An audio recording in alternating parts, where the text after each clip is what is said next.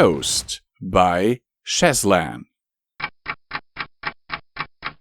"Celestia," said Twilight very carefully, "why don't you date?" Celestia peered over the top of her teacup, eyebrows arching. "I'm sorry?" Twilight flushed, her smooth complexion turning an ugly shade of puce. With her ministers, with her supplicants, her courtiers, she was a princess in every way. Regal and composed, as tall as Celestia herself, not a hair in her magical mane out of place. Utterly unruffled. But with one look, Celestia could send her back to the same stammering filly she had once been. She paused, pulled in a deep breath, mastered herself. She then spoke again. It was calm and deliberate. "I wanted to know why you never had a partner, a consort." Celestia raised a delicate hoof to her mouth to hide a small smile. "What brings on this question?" "I just wanted to know, that's all."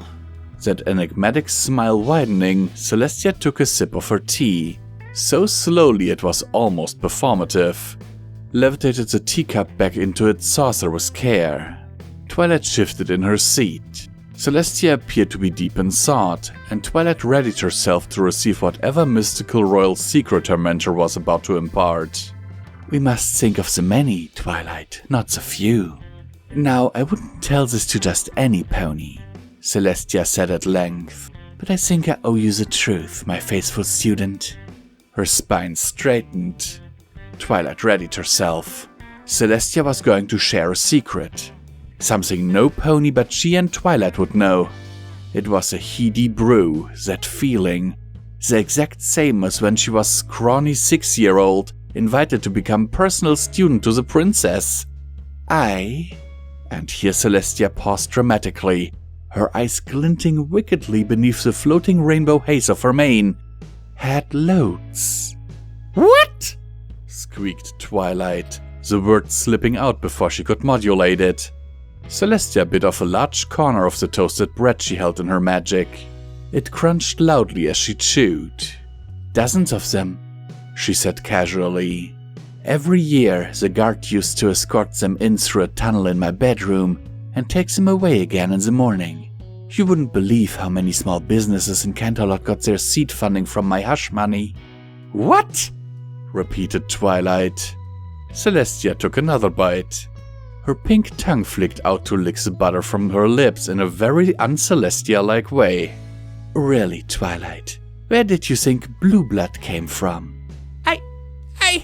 Twilight had never given the matter much thought.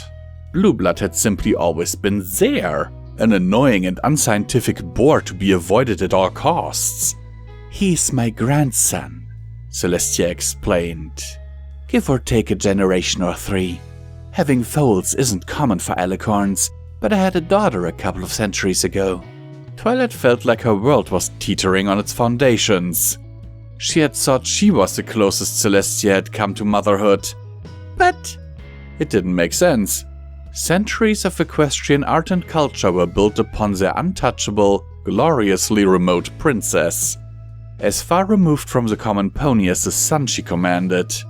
Surely some pony would have noticed dozens of ponies trooping into the castle and emerging with bags of gold. But what? I prefer to avoid having my love affairs blandished about in the tabloids. But heavens, Twilight, I'm still a mare.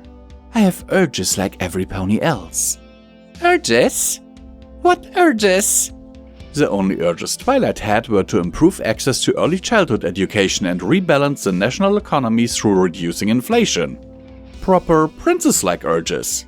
Celestia's gaze softened, and she floated her half-eaten toast away to rest her hoof atop Twilight's. The sorts that you don't get, but most ponies do. Oh! Like Applejack and Rainbow Dash. Too many Council of Friendship meetings had been interrupted for Twilight to be entirely unaware of that sphere of things. She had simply assumed that alicorns were immune, but then a couple of days ago she had sent a first edition spellbook by Merlinius the Wise to the Crystal Empire for Flurry's birthday, and she had gotten to thinking. After all, Cadence couldn't be immune, or Twilight would have no niece and no need to give away her prized Merlinius scrolls. Returning to the present, she focused in on the first part of Celestia's sentence. What do you mean I don't get them?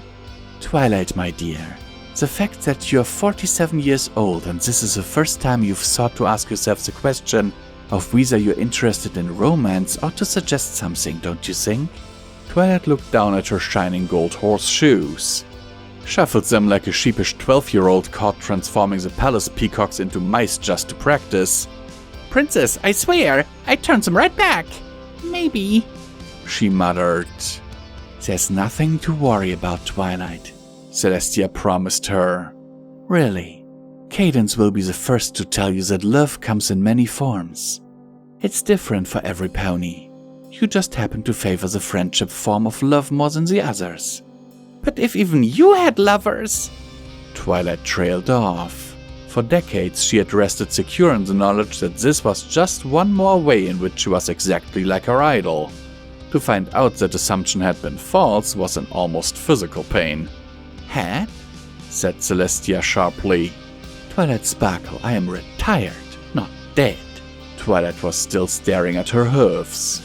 Is it me? Am I wrong? Celestia's hoof tightened on hers. No, Twilight. Faust, no. You're like... She cast about herself for inspiration and then brandished the toast again. You're like toast. I mean, bread. Not every piece of bread becomes toast, though many do. Do you see? No, said Twilight helplessly. Why am I bread? You're bread because... Celestia's magic flashed and a fresh loaf of bread materialized from the ether. Celestia lit her horn again in a spell Twilight recognized as the Sunfire incantation. The first slice of the loaf began to crisp. We're going to need to start at the beginning. Author's note. Twilight is definitely ace.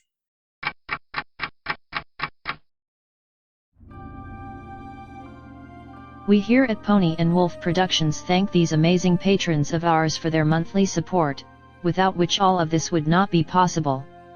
We sincerely appreciate it, and every dollar helps, is needed, and will be used to keep us going to produce audiobooks for your continued enjoyment. It is, now more than ever, important that you support your favorite creators if possible, due to YouTube changing in a way that is not very friendly to content creators. Especially small content creators, like us. In recent months, the names you see on screen have enabled Midnight and Visual Pony to keep going and only having to sell off part of their belongings to not end up on the street. As an incentive for everyone, Visual Pony has broken a vow and has promised to read and record Fallout Equestria, Murky number 7, should the monthly support reach $1,500. To be clear, this is the absolute minimum amount needed to keep the apartment and all bills paid without starving, while a production of this size is ongoing. The estimated time for this production would be 3 to 4 years, but people already said that Project Horizons was impossible to do, right?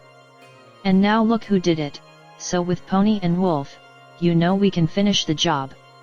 For further information on how to support us, please have a look at the description of this video, as there are also other ways, like our merch store. Sincerely and forever yours, your Pony&Wolf team.